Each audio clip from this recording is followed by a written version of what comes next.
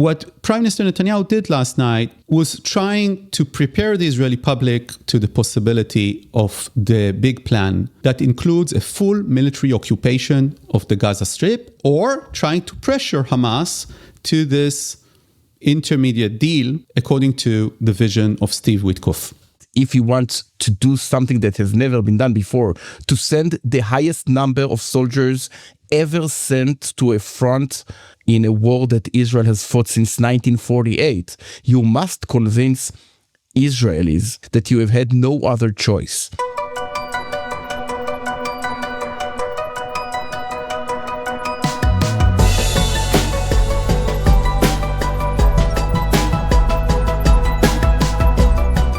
It's 10 p.m. on Sunday, April 20th, here in New York City, as we come out of the Pesach holiday and resume eating chametz, bread. It's 5 a.m. on Monday, April 21st in Israel, as Israelis get back off of vacation and back to work. One housekeeping note before we get into today's conversation. Tuesday, May 13th, I will be delivering the State of World Jewry address at the 92nd Street Y. I've been told that there are still seats available for those who want to register. I am not certain of that, but we will post the link into the show notes for those who are interested. Now on to today's conversation. Last night, in an attempt to address two of Israel's most critical security concerns, the hostage crisis in Gaza and the U.S.-Iran nuclear negotiations, Prime Minister Benjamin Netanyahu gave a pre-recorded statement in which he said that Hamas has formally rejected Israel's offer for a new deal. And more than 18 months since the outbreak of the war, and with 58 hostages still being held in Gaza, Netanyahu said that, quote, "We will increase the pressure on Hamas and complete the missions," close quote. And against the backdrop of a report from the New York Times that President Trump had headed off Israeli plans for a military operation against Iran's nuclear program, Netanyahu emphasized, and I quote, "We are committed to preventing Iran from obtaining nuclear weapons," close quote. With Gaza and Tehran in mind, we turn to Nadav Eyal, senior analyst at Yediot Achronot, and Amit Segal, senior political analyst at Channel 12 in Israel, to try and understand Israel's standing on these two critical fronts, Gaza and Iran. This is Call Me Back. Nadav, Amit, welcome back to the podcast. Thanks for being here. Thanks for having us. Thanks for having us. All right, Nadav, I want to start with you to just better understand the background to Saturday night's statement by Prime Minister Netanyahu. What has the IDF been able to achieve in Gaza since the last ceasefire collapse? So there was that ceasefire, then it ended or it collapsed, and that was a little over a month ago. And my sense is there's been a lot happening in Gaza, and yet we, at least outside of Israel, know very little about what the IDF has been accomplishing in Gaza.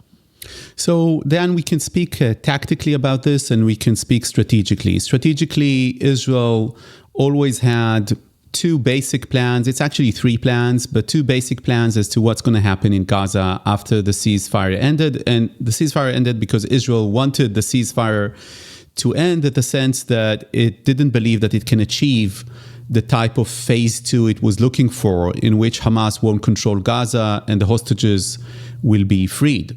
So it was a decision by Israel, and there were two main plans. The first plan was to try and squeeze out of Hamas some sort of an interim hostage deal, a small or medium-sized hostage deal. I remind the people listening that unfortunately there are less than 25 hostages alive in Gaza right now.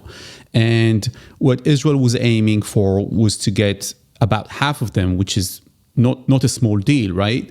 To get at least half of them in a sort of a hostage and ceasefire deal that will release Palestinian prisoners too, but will extend the time of the ceasefire. In order to do so, what the IDF has been doing in the Gaza Strip is encircling Rafah, building another corridor, which we call the Morag corridor, named after the settlement that was there. And it's actually encircling Rafah.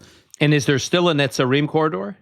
Yes, of course. And to be clear, these corridors, just so people can visualize it, they are basically geographical space that the IDF can base itself from, operate freely from. So it almost like breaks up Gaza into different sections so that the IDF can operate inside Gaza, but have like a space that they dominate, and then they can, manage population flows. They can conduct operations from those corridors. I just want people to understand what we mean when we say a corridor. Well, the most important corridor you mentioned is of course the Netzarim corridor, cutting Gaza almost right in the middle between east and west. And this is the bargaining chip that Israel has given Hamas in the previous deal. And after this collapsed, and the Israelis are now looking at sort of limited operations across the Gaza Strip, a lot of usage of fire from the air, of the Israeli Air Force. I would say some less so of infantry usage than we saw before, but this is also going to change. So tactically, what Israel was trying to get was what Steve Witkoff was trying to get to, was a limited hostage deal right now with an extended ceasefire, and then see what happens. Now there's also the big plan. The big plan for Gaza is basically occupying the entire Gaza Strip, evacuating the entire Palestinian population into a small enclave on the seashore or not far from the seashore in the area of what we call the Muassi. Basically, it's to do what Israel has not done all through the war, and I think people don't know that. The IDF has never actually taken Gaza City. Gaza City was never taken completely by the IDF, and the idea is that this time, if this happens, there will be a full occupation of Gaza City. And this is important because this is Hamas' last stronghold. And by the way, it's in the northern part of the Gaza Strip, and there is a regiment commander, Abdelaziz Haddad, who's probably as important as Yahya Sinwar's brother. This man is now heading at least 6 brigades of Hamas in the Gaza City area. He held onto many Israeli hostages. He's responsible for October 7, as much as the leadership of Hamas. Is the most senior military figure of Hamas right now, and he's still holding Gaza City. So as far as we know, he's still there, and evacuating all the population from Rafah, all the other places, everything and everyone will be evacuated to this humanitarian zone where people will be provided with humanitarian aid and food and medical assistance. And from there, according to the big plan, the Palestinians would be offered the possibility of voluntary immigration according to the Trump vision introduced in that famous press conference with Prime Minister Netanyahu. Now, this big plan is actually two plans. I'm not going to go into specific tactical details, but there are two plans there. And it includes massive reserve enlistment, massive Israeli reserve enlistment. And this is very important politically across the country. There would be an attempt not to send the reservists back to Gaza, or most of them back to Gaza, but some of them would be sent to Gaza, but to use them at other more quieter fronts right now.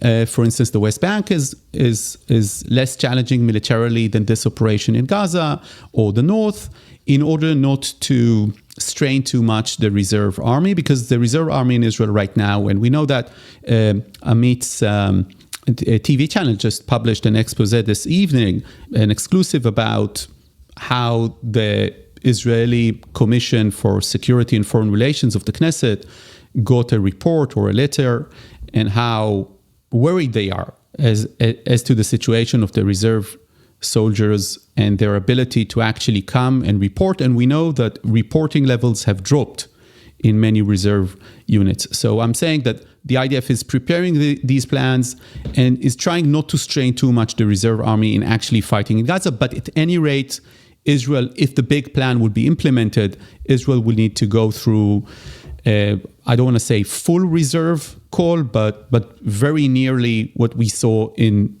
the first periods of the war.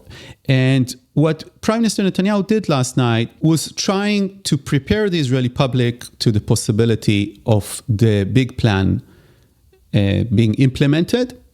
That includes a full military occupation of the Gaza Strip, or trying to pressure Hamas to this intermediate deal, according to the vision of Steve Witkoff. Amit, what is your understanding of what's behind Israel's strategy in Gaza? Some argue that we are at the dead end in Gaza, but the truth is that we are at a dramatic crossroads. And the reason is because what we see is just a preparation for a bigger step. What the IDF has done over the last month is just preparing the ground for either a huge military offensive on Gaza or pressing Hamas so it would be willing to release half of the hostages, aka the Witkoff deal, because it might feel pressured en route to an extinction, etc. Well, this hasn't happened so far, and we can speak later if you want about the less famous and yet infamous son of the Sinwar family, Mohammed Sinwar, but he's very stubborn. But at the end of the day, the situation is as follows. Israel is heading towards something dramatic. But if you are looking for something clever, for a clever twist, something that might change the picture, I think that in truth, what Israel is going to do is exactly the other way around. It's the oldest play in the book. Seize, stay, and sever the supply lines. What Israel used to do over the last 18 months was trying to do something which has never been done before.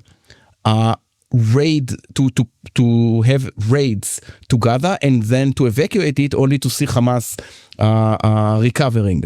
To fight Hamas militarily at the very same time providing him with $1 billion shekels disguised as humanitarian aid, which help Hamas to actually preserve its control in Gaza, paying salaries, train terrorists, etc. So what Israel is going to do is the oldest trick in the book. The good old-fashioned or the bad old-fashioned war, conquer, stay, and choke the supply lines.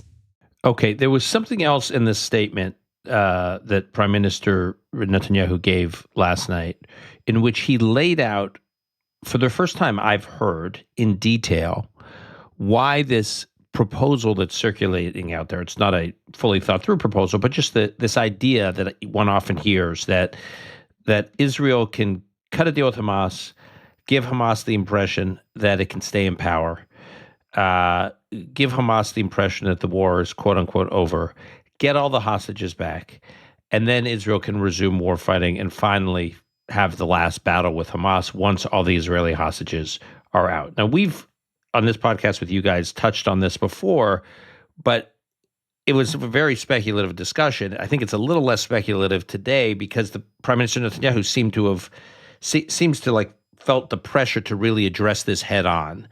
I've heard this proposal from a lot of people. I hear people in Israel make this argument all the time. And I guess my first question for you guys is, just what did he basically say? And then, but the more important point is, why now? Why did he feel compelled to address this right now? Amit, I'll start with you and then I'll go to Nadav. So he is compelled to do it because if he is to recruit hundreds of thousands of soldiers who are now citizens, he must convince them that he had no other choice. And that's why he cannot allow himself to do what he has done gradually over the last few months, which is to have a war that at least a big proportion of the Israeli public thinks it's political. You can do it barely when you are based on the regular army. But if you want to do something that has never been done before, to send the highest number of soldiers ever sent to a front in a war that Israel has fought since 1948, you must convince Israelis, or the vast majority of Israelis, that you have had no other choice. And here's the thing, Netanyahu's weakest point when it comes to the war is the hostages, because people gave 18 months and they don't care if it's Biden to be blamed or the former IDF chief of staff or the former defense minister. They think that the attempts have failed. So they say, okay, let's release all the hostages and let's fight another day. And Hamas would give us an excuse. Meaning the argument is Hamas will, even if the war ends and there's a quote-unquote permanent truce, Hamas will give Israel the pretext to go back in because Hamas will fire rockets or do something, and Israel have the grounds to go back in and finish them off. Try to smuggle rockets again from Philadelphia corridor, etc. That's a very strong sentiment, or not even a sentiment, it's a very strong argument against Netanyahu's plans. So Netanyahu tried yesterday, in my opinion, to explain why it won't work. It won't work to cheat the whole world, and especially Hamas, and then to come to fight again in a few weeks or months. And Netanyahu didn't fully explain it, but you could hear the scent of the Security Council of the United Nations. What Hamas demands is that the Security Council would have a resolution that actually ends the war. So Israel, once relaunching the war, would be exposed to severe dramatic steps, even more severe than the ICC decision in the last winter. Because he's arguing that if Israel goes back in, it will be in violation of a UN Security Council resolution. Exactly. Now, the counter-argument would be that if Hamas gives excuses, it might be like what Israel is doing as we speak in Lebanon, that we signed a ceasefire agreement, but and yet the IDF attacks on a daily basis. The situation is similar, but is not identical, because Hezbollah is only one part of Lebanon and Hamas is Gaza and vice versa. But Netanyahu, in my opinion, has a long way in order to convince Israelis that he has no other choice. Nadav? Yeah, I think that what Netanyahu was starting to do last night was to prepare the public for the possibility that the hostages won't be returning back home. I'm saying this frankly, because if he's going to go for the big plan and Israel is going to try and take the entire Gaza Strip, the meaning of that is that the possibility that you'll get Israeli hostages back alive, their life is going to be, they are in dire risk, but the chances are absolutely smaller. And you just need to look at, his tweets and the interview he gave, the interview his spokesperson gave last night. They saying stuff like, we got 80% of the hostages, about 80% of the hostages back. Of course, in this calculation, the prime minister also included the bodies that we got back. I think this was about preparing the public. I agree with Amit. I have to say that as to the argument about international guarantees, I find it a bit odd, because the prime minister himself always says that we shouldn't trust international guarantees and that we will never entrust our security with anyone else. Now, Hamas is known to be what it is, a fundamentalist genocidal organization. If it's going to become, during this agreement, into a peace-loving kind of, a folk music festival or something like that, we'll know about that. But if they'll try to gather weapons again, if they'll try to incite to violence, even inciting to violence again, this would be a clear violation. What's really happening here, Dan, is that we are in the midst of an election year. The election have already begun. And because of that, there's a clock ticking. And here's the clock. You can say, and I think that many of the opposition leaders, and I guess even Bennett, behind the scenes, think that Israel should aim for Hamas not to control the Gaza Strip and win against Hamas. And this should be a strategic aim of the state of Israel. Hamas should not be allowed to govern the Gaza Strip, full stop. But the lives of the hostages are in dire danger right now. And this clock is ticking much louder and much quicker than the other clock of getting rid of Hamas. The only problem is that there's a third clock here. That's the clock of the elections, which will be held probably in the next 12 to 16 months, I think Amit would agree. And that means that if you're looking to have a strategic plan to kick out Hamas in 2 years, that's not good enough for a coalition that wants to survive in power, right? So actually, if you're going to now go for a ceasefire and say, we're going to fight Hamas in another day, we're going to leave some of the IDF in the Gaza Strip, this is not going to be a sort of a victory of Hamas, but we want to get the hostages out, which is what most of the hostage families are now demanding. The meaning of that is that then the elections will happen before Hamas is kicked out. And what the opposition is saying... Nadav, I just want to so if people understand the timing of what you're referring to, according to the timeline governed by Israeli law, an election must be called by October of 2026. But the assumption, I think what you're saying, and I think it's the assumption held by many analysts, is that it's going to be much sooner than that. There'll be an election, who knows when, but we are now in the zone where people are keeping an eye out for possible elections. But especially then, if the war ends, then the coalition falls apart. That's what Nadav means, I think. Yeah, if he goes now for a deal that isn't a very limited deal, if he goes for a full-scale deal, even if this deal includes, for instance, some sort of an agreement with Saudi Arabia, the coalition will crumble. And the hard right and the far right in Israel will say to Netanyahu, maybe Amit disagrees, but I don't think so, will say to Netanyahu, you betrayed the cause of winning this war.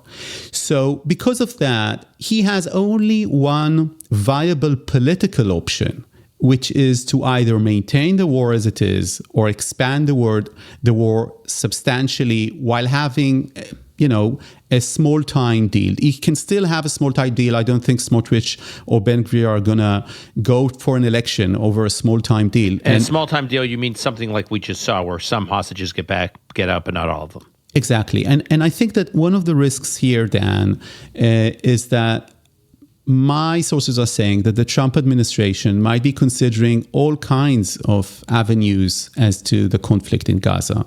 And the idea that is very widespread across the Israeli right wing, that Israel has time, that Israel has the credit to do whatever it wants in Gaza.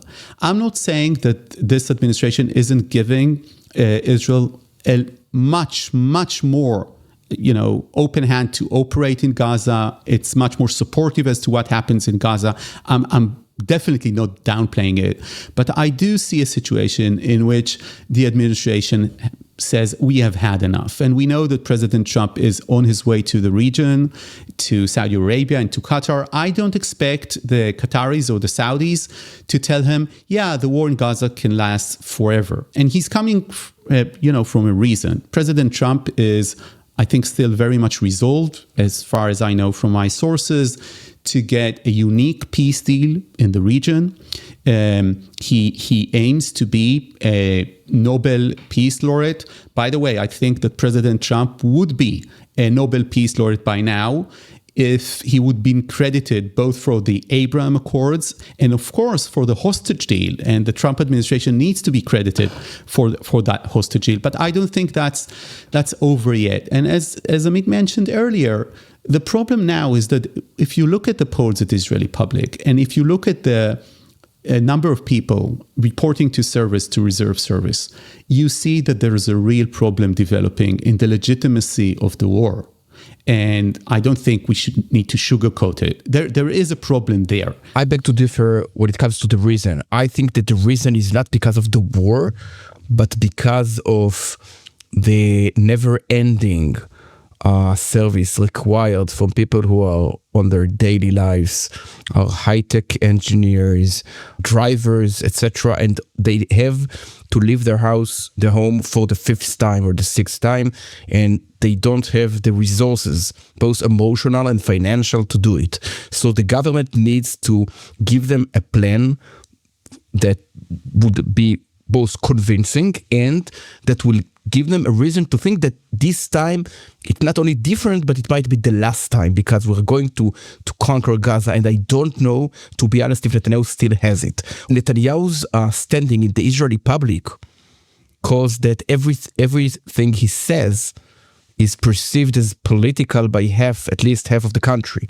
So I think the solution would come, if any, when the new IDF chief of staff, Eyal Zamir, would say, here are the plans, it's inevitable, it's short, it's squeezed, and we're going to finish the problem once and for all. This is one thing. And when it comes to the hostage deal, I have to say that for the first time in my life, I don't want to speak about politics, but about the essence.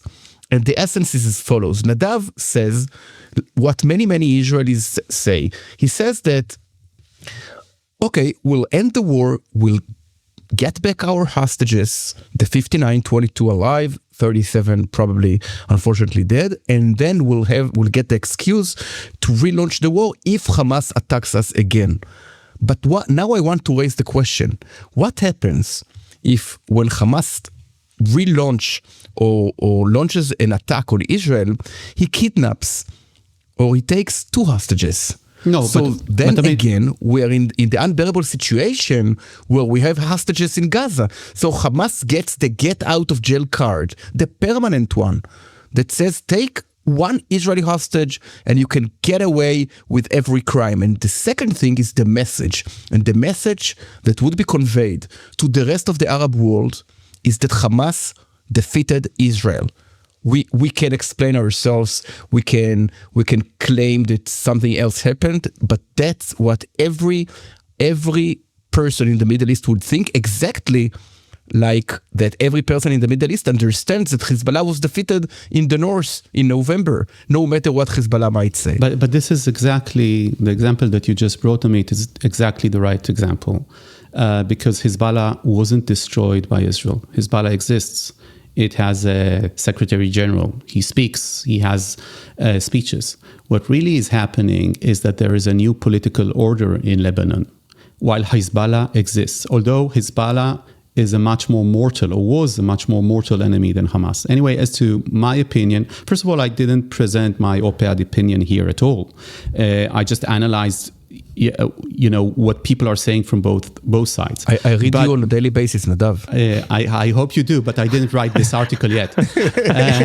I read you so often, so I can know what you're going to write. He reads you so much, Nadav, he can anticipate what you're going to say. He can anticipate what I didn't write yet. So the reason it's a special superpower. So first of all, I never said that we should wait for a Hamas attack. I don't think that Gadi Eisenkot, that was the chief of staff who's pushing this narrative, thinks that Israel should wait for a Hamas attack. Now, as to what's going to happen in Gaza, even at all the plans that are on the table right now, and I don't think that they're good enough. I think that the Trump administration might be working on a better plan as we are speaking right now.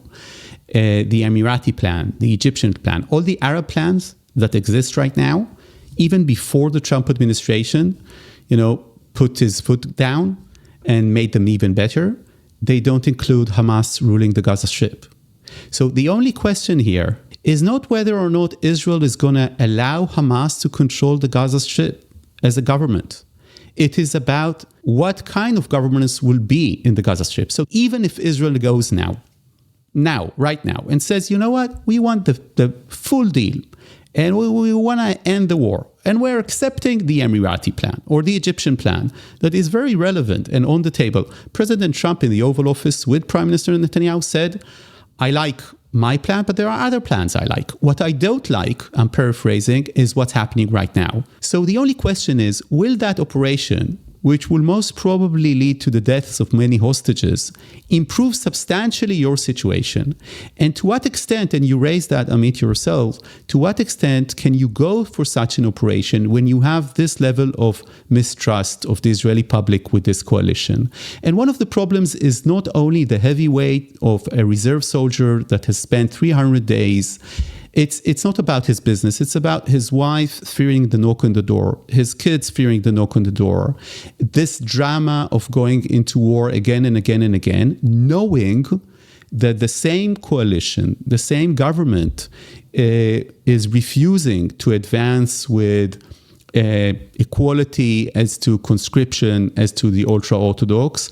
And this is one of the reasons that the coalition is growing weaker with the sector that has given so much during this war and has sacrificed more than any other sector, and that is the religious Zionist sector in the Israeli society. There is no doubt about this. That meaning the non-Haredim religious Zionists. So you're drawing a distinction because the Haredim, the community that Amit came from, that Amit comes from, is part of. They are disproportionately carrying the burden, serving at a time when there's a whole other segment of Israeli society, which is the Haredim, the ultra-Orthodox, that are not serving. You have institutions from which 31 graduates died in the war, like Eli.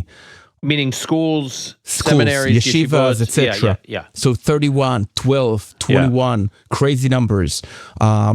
Yes. So this is basically the perfect storm, as Nadav described. And that's why I think there is a problem in fulfilling the plans. Now, I understand the frustration of the government, because I guess that Netanyahu would tell you, listen, I tackled a president that demanded me to provide for the first time in the world's history my enemy with money and food and supply. So now there is a change. Here is a change, like what Nadav asked for a few minutes ago, or something else. Now we can actually let them go. Every day there is a flight from Ramon Airport in southern Israel to far places of 200, 300 Gazans.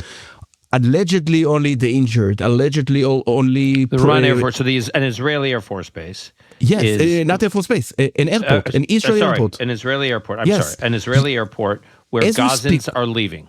Every day, you can actually see it. I saw it in my eyes when I took a flight from Eilat to Tel Aviv. And these are Gazans who are quote-unquote injured, but you're saying quote unquote because you think there are some who are volunteering to leave. Yeah, exactly. Or they live with their families, and they live only, they do not live permanently, only temporarily. But at the end of the day, I don't see a situation in which they return from Malaysia or Indonesia or Paris back to Gaza, which is reduced to ruins as we speak. And that's why there is something else in the air. Unfortunately for the government, unfortunately for the country, in my opinion, it comes after 18 months. And after 18 months, the Israelis are tired of fighting a never-ending war. And that's why Netanyahu would have to convince them that this never-ending war is going to end at the end of the day. But Amit, I want to push back on that, because I have said repeatedly on this podcast for many months, from the early months, and I didn't mean this, that I was wishing for this, but that I was highly skeptical that we would see any medium term, not long term, but we would see any medium term end or solution that didn't involve some kind of Israeli reoccupation of Gaza. Now, when I say an Israeli reoccupation of Gaza, I don't mean rebuilding settlements, and I don't mean bringing Israeli life back, civilian life back to Gaza, but I just meant I'm very skeptical of all these plans, the Emirati plan, the so-called Saudi plan, we could go on and on, all these plans, the Egyptian plan, that any of these governments would send their sons into Gaza for the continuity of Palestinian life in Gaza. I don't think these governments really care ultimately. They may have to pretend they care for political reasons in their own respective countries, but at the end of the day, they don't really care. And so any commitment they would make to any kind of plan would never be serious enough for Israel to be comfortable with, which meant that the only solution would be a long-term Israeli presence in Gaza. And listening to you now, it feels to me like that's where this is kind of heading. And when I combine that with what both of you seem to be saying, which is the Israeli population can't sustain that this is a country and a military that was designed to fight short wars, preferably wars not on its borders, but away games, not home games. And suddenly you're saying it's going to have to live for a long period of time in large numbers right on its border. As someone who worries about Israel, it scares the hell out of me.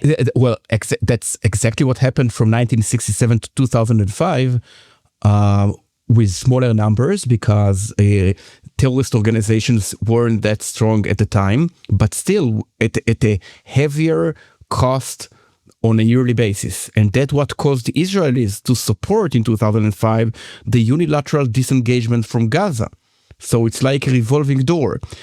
And we are now entering yet again the same revolving door after we're trying to get out of it. But here's the thing. I think that when you take a look at what Israeli politicians say, from both the coalition or in opposition, save from the far left, the vast majority basically say the same, that there won't be Jewish settlements in Gaza, but there would be an Israeli army in Gaza. Now, the scope, the number is in the eye of the beholder, but yes, you have to be worried. But unfortunately, I have to admit, the alternative, what we saw that, we just shut the door, I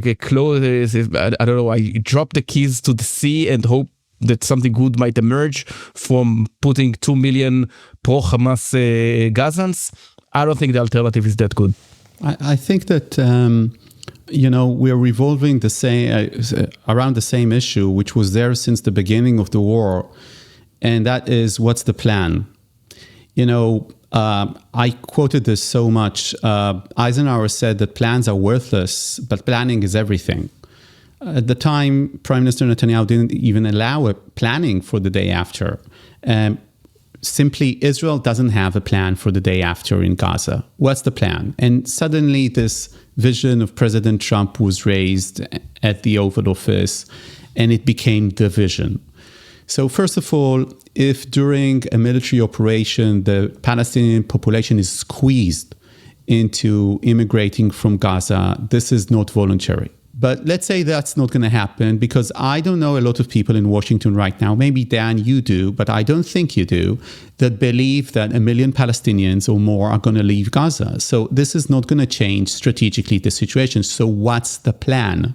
I think that if Israel would have come and said to the world, on October 7th, we're going to occupy with a military occupation Gaza. And we're going to take care of the population. And we're going to do basically what the US did with Iraq. And then we're going to hand it over in a mandate to the international community or to any force that we believe would guarantee security. And we're going to maintain a security presence in Gaza. Was something that I said right now doesn't sound logical, of course it does, but Israel didn't have a plan. Now, as to the raids, I think that one of the problems that was there is that the Israelis were thinking about Operation Defensive Shield. In Operation Defensive Shield, and Amit, I'm pushing back on what you said earlier, Israel managed to defeat the terror attacks coming from the West Bank during the Second Intifada. So this is the early 2000s. Yeah, and this caused Israel's biggest trauma to date between then and October 7th, yeah. of hundreds of people who died months in suicide bombings in Israel. It was terrible. It was a very difficult time. But this operation and the years after that operation, it lasted 2-3 years. It wasn't one operation, and of course the forming of the wall, the separation barrier between the West Bank and between the sovereign state of Israel. This all led to a dramatic decrease and a disappearance of this kind of activity. Now, was terror still there? Yeah, of course. The problem is that Hamas, and this is a tragedy for Israelis, it's mainly a tragedy for the Palestinians, I guess, that Hamas is a grassroots movement within the Palestinian society. So now knowing this, what do? This is what leadership needs to do. It needs to have a viable and realistic vision. It's not about principles. You'd ask the Israeli public, do you think that Israel or the IDF has to have some sort of presence in Gaza? The answer is yes. Is this a consensus today? With Yair Lapid too, that Israel should have an overreaching security responsibility for Gaza? The answer is absolutely yes. So what are we really talking about? What we're talking about is, what's the plan? Now, even if you reduce the entire Gazan population to that humanitarian area in Gaza, which meaning squeezing 2 million people into a very, very limited territory. What's going to happen there? And how's the future going to look like? And who's going to rule that humanitarian enclave? Does someone know? Right now I'm hearing that the Israelis are considering, the IDF is considering allowing American companies supplying Gazans with food so that Hamas won't supply food. Yeah, you know what? I'm going to make a prediction here. I don't think it's going to work. From several reasons. And the experts I'm speaking with as to the Palestinian Street and Hamas don't think it's going to work either. If you want to have a full-time military occupation of Gaza, you can do that, of course. You can occupy the entire Gaza Strip, but then you need to control the population. And Amit, this is what Israel did in 1967. It had a governor for each city. It went through the texts in schools. It had a military occupation. Sometimes maybe you need to have that. Maybe the U.S. definitely needed to have that in Afghanistan that harbored the Taliban and Al-Qaeda, and maybe you need to have that. But then you also need some sort of plan. Hezbollah was beaten. Did we manage to have a bigger success against Hamas than we had against Hezbollah? I'm not sure, and I'll explain you why. I won't explain you. I'll try to explain my position. Hezbollah is a very significant part of Lebanon, but it's only one fraction of the country, one part of the population. So there were other forces depressed, but at the end of the day, we can negotiate with them. It's not the situation in Gaza. Unfortunately, Hamas, as we speak, is still the only significant power in Gaza. So we have three tools before we fully take over Gaza. One, we can foster emigration. You see the beginning of it. It's like a drizzle, but it can be a flood. And I think there are very interesting negotiations with various countries, both Muslims and non-Muslims. This is one thing. The second is that the humanitarian shortage might create an upheaval in Gaza. We see protests. In my opinion, it's the most interesting phenomenon in the Middle East as we speak, because it's the first time in the history of Gaza that you see protests against the regime, against the oppressor, save against the Israeli regime in the 70s and the 80s. And the third thing is that when you provide the humanitarian aid, be it with the IDF or American companies, then you cut the chain of supply, the chain of the cash flow to Hamas. And I think Hamas is very, very fragile, very fragile. So I would give it a few weeks, a few months before I write the obituaries for this attempt. Can I ask you guys a question about these protests? Because I've been following them. We had a Palestinian American on recently who's been following them closely on the podcast, and they've gotten started. And people, observers, analysts would say, "Oh, that's interesting," but they'll die down. And then they kind of went quiet for a little bit, and then they reemerged. And international analysts said, "Oh, that's interesting, but they'll die down." Here we are now, weeks later, and these protests don't appear to be going anywhere. I have enough humility to observe that they could easily be gone tomorrow. But that said, they so far have seemed persistent. How closely is the Israeli security establishment monitoring these protests? We're monitoring it, but why should we use the word monitoring? Exactly. I guess that you should also use meaning egging them on. Is that your point? Yeah.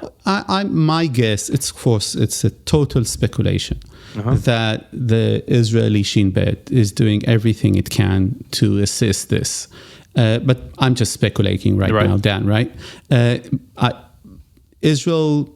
So first of all, this is a point that I think we should be making about Gaza that we discovered. And I think it's the most hopeful sign that we saw as to the Palestinian society since the beginning of the war, that they are not all Hamas, or even if they were, now they aren't, right?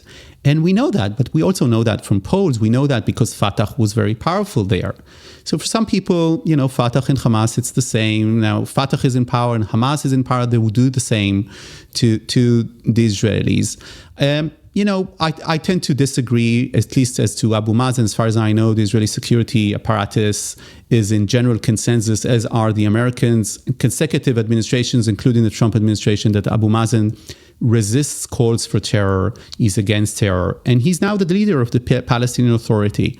he might be inept. His administration might be corrupt and worthless. I'm not saying otherwise, but what we're seeing in Gaza are, I agree, signs of change. And this is what we saw in Lebanon.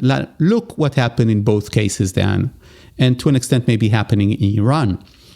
Israel is having these blows against these dictatorships. Hezbollah had a monopoly over violence in Lebanon. Hezbollah killed the prime minister and got away with it. Hezbollah was the only real armed force in Lebanon. The Lebanese army was a joke. And look what's happening right now. The president of Lebanon today has said, we're going to disarm Hezbollah. And the process has already begun. And the Secretary General of Hezbollah said last night, no, we're not going to disarm. And this was the response of the president of Lebanon.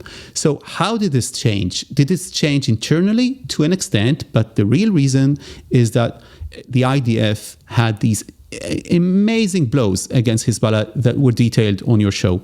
And the same, to a large extent, has happened with Hamas. But with Hamas, there is another problem. And this is the reason we're having this conversation. And that problem is that we still have 59 hostages, out of which less than 25 are alive. And they are held by Hamas. And they are fabric of the Israeli society. And they were taken, as soldiers or as civilians and are held there.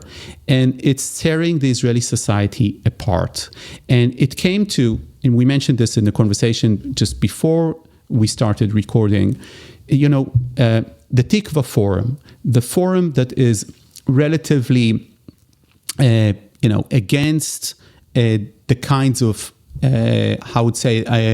interim deals, against concessions to Hamas, is against releasing Palestinians from Israeli prisons. Wants more pressure. They are, just to be clear, they are families of hostages who have not been part of the organization or advocacy group on behalf of the hostage families that tends to get most of the press attention.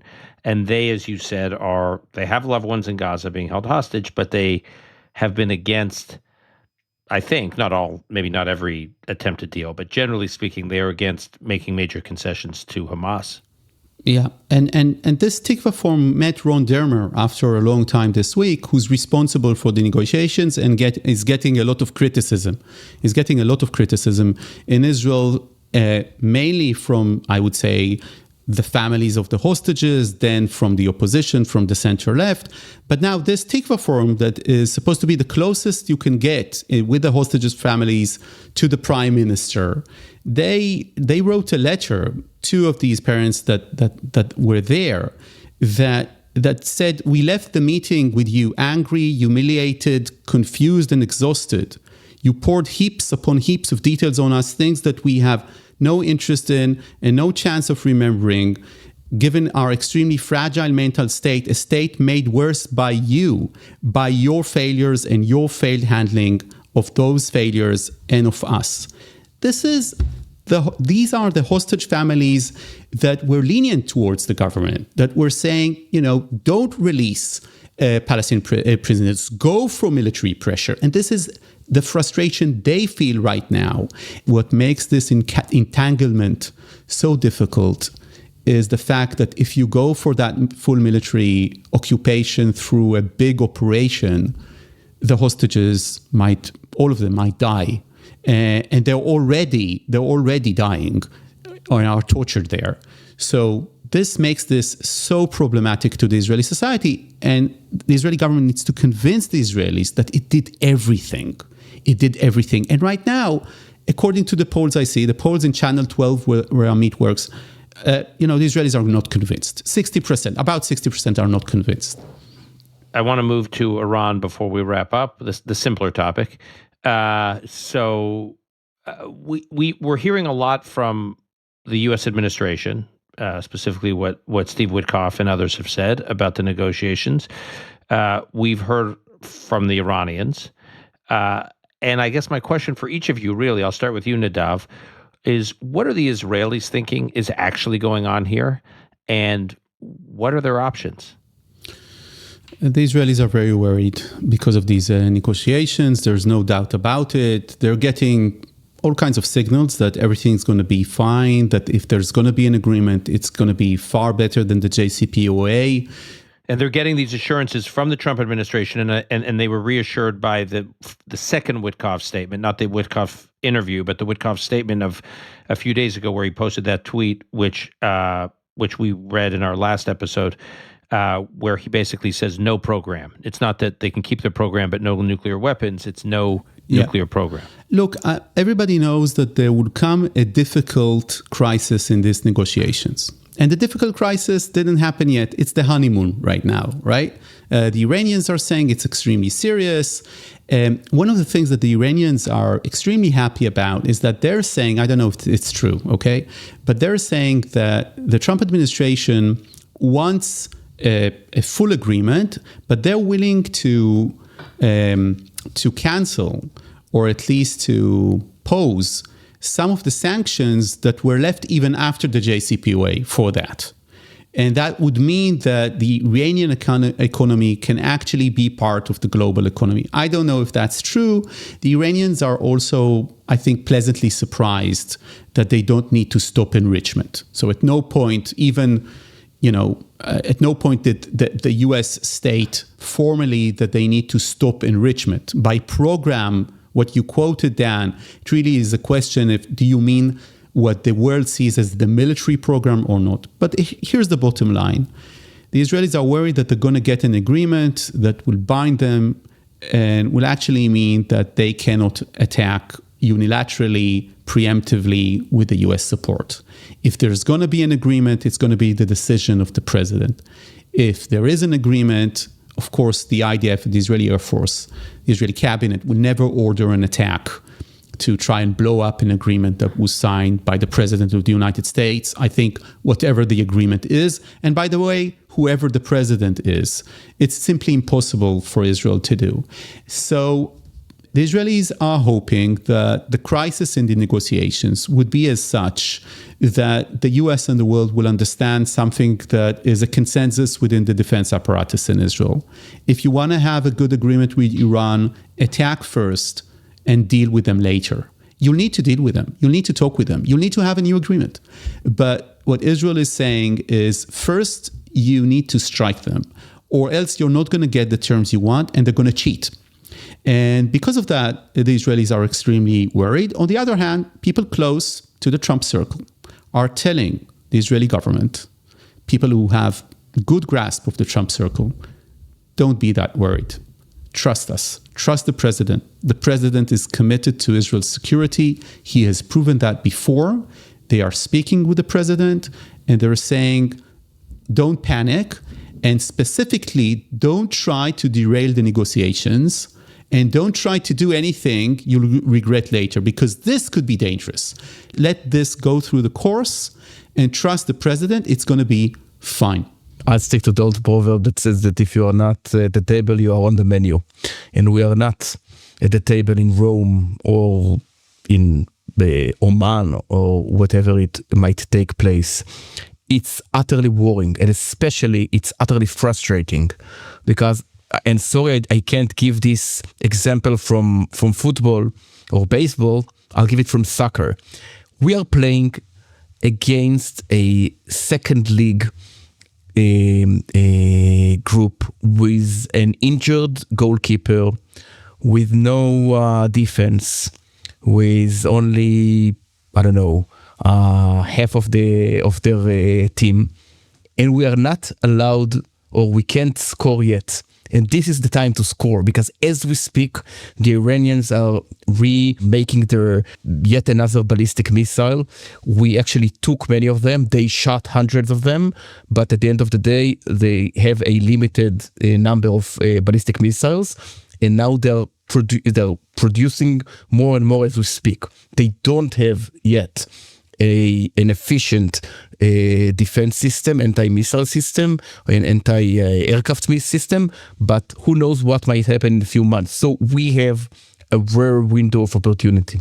And if we succeed, we won this war, no matter what happens in Gaza, because we win, we actually cut the head of this octopus. And if we lose, we lost the war.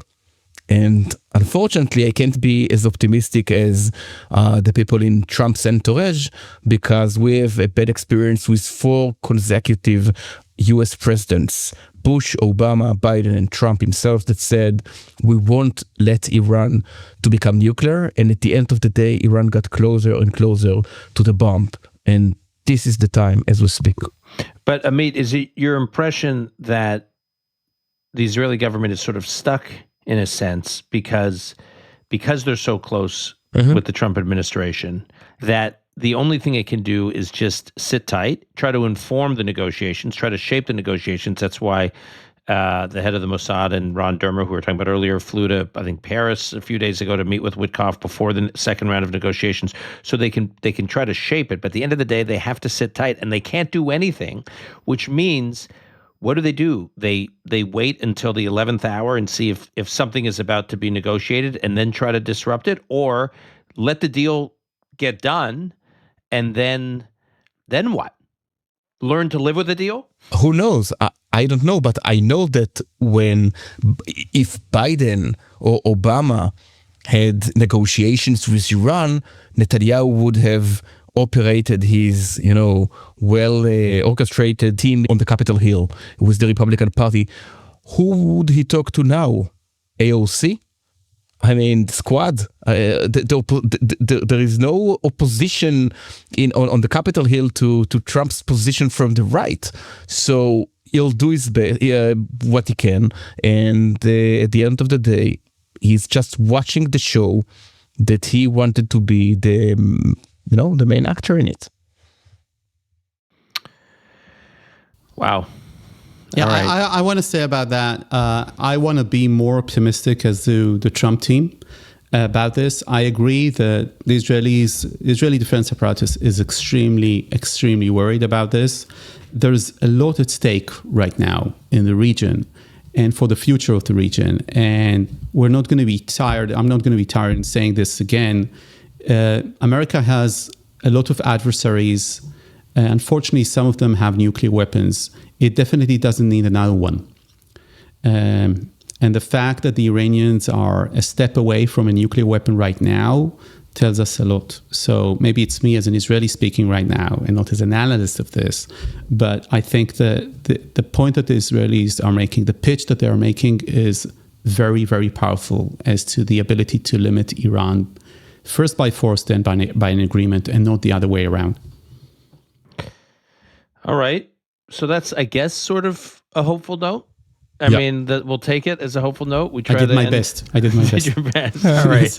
Okay. Amit, Nadav, thanks for doing this. Thanks so very much. Thank you. All right.